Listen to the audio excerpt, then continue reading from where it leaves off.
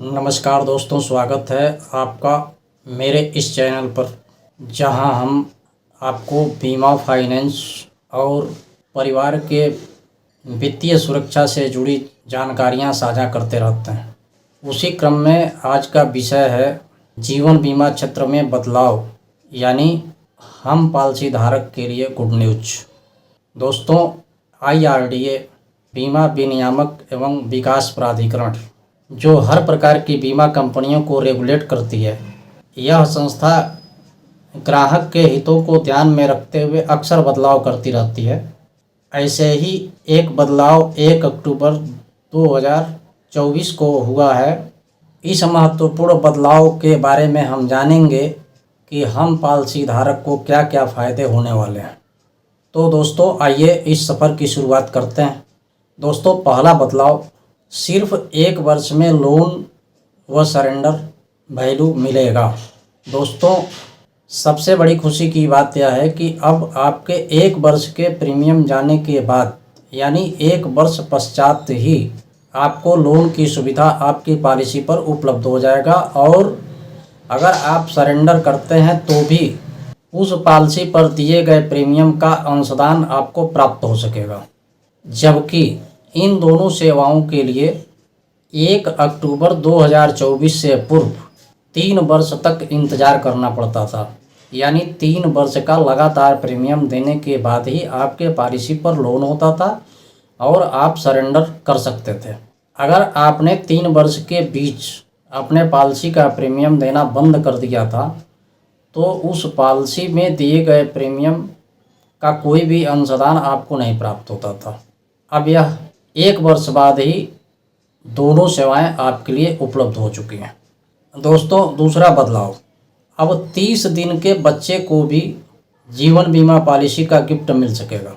सिर्फ 30 दिन के बच्चे को भी जीवन बीमा पॉलिसी आप गिफ्ट के रूप में दे सकते हैं, जबकि पूर्व में 90 दिन के बच्चे का ही जीवन बीमा पॉलिसी हो सकता था। इस बदलाव से आपको यह खुशी मिल गई कि आप अपने 30 दिन के बच्चे को भी पॉलिसी प्रोवाइड कर सकते हैं। तीसरा बदलाव, अब 3 गुना accidental death benefit policy holder को मिल सकेगा।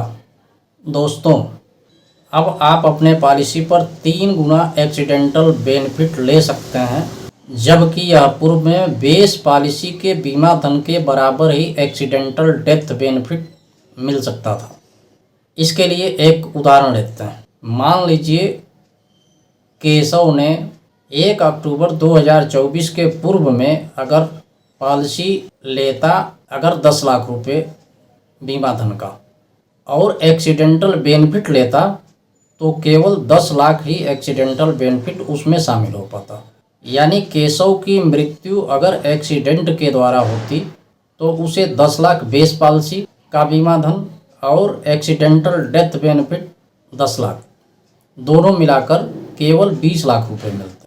अब 1 अक्टूबर 2024 के बाद अगर केशव 10 लाख बीमा धन का पॉलिसी लेता है, तो उस पे अधिकतम उसको 3 गुना यानी 30 लाख रुपए तक का एक्सीडेंटल डेथ बेनिफिट मिल सकेगा।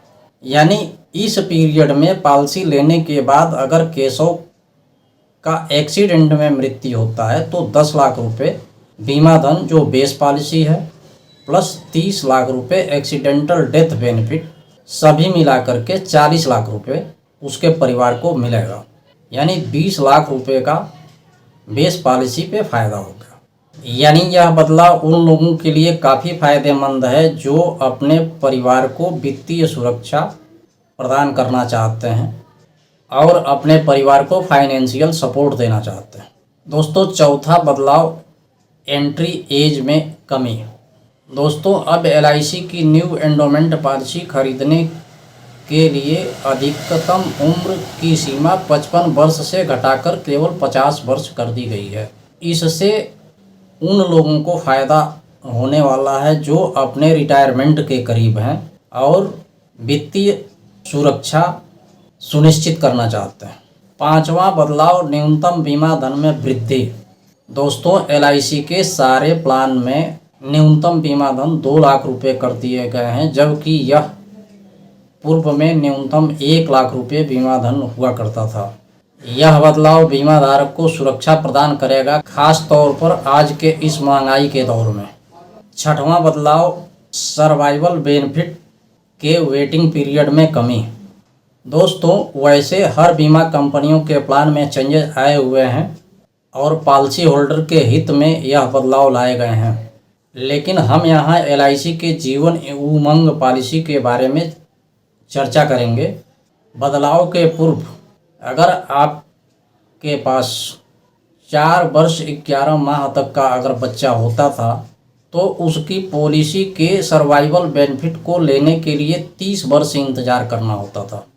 अब अगर आपके घर में 4 वर्ष 11 माह तक का लड़का है तो उसके लिए केवल 15 वर्ष ही इंतज़ार करना पड़ेगा। यानी अब सर्वाइवल बेनिफिट केवल और केवल बच्चे को 18 वर्ष के उम्र पर ही मिलना शुरू हो जाएगा और आजीवन सर्वाइवल बेनिफिट मिलता रहेगा।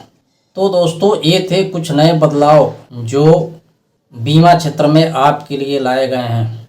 आज ही अपने इंश्योरेंस एडवाइज़र को कॉल करें और नए बीमा पॉलिसी के विषय में जानकारी लें और इसका लाभ उठाएं और अपने परिवार की वित्तीय सुरक्षा को मजबूत करें।